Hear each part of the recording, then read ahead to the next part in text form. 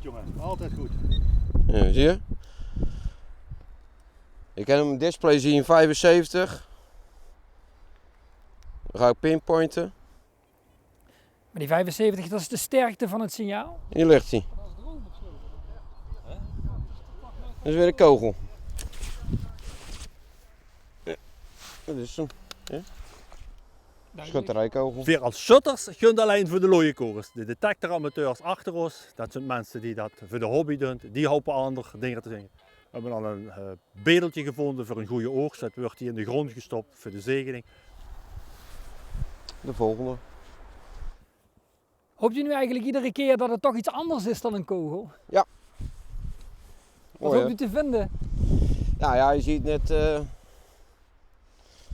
aan mijn medezoeker. Ja, die pakt toch waarschijnlijk iets Romeins. Ja, na 2 schutterijkogels heb ik een Romeins potje gevonden. Dat is in ieder geval een leuke vondst. Had ik hier niet verwacht. 5 minuutjes bezig en dan... Zo snel. Nog geen 5 minuutjes. Ja, nou leuk. We gaan gewoon lekker verder. Mag nu al geslaagd. Hè? Ja, ik kan naar huis gaan.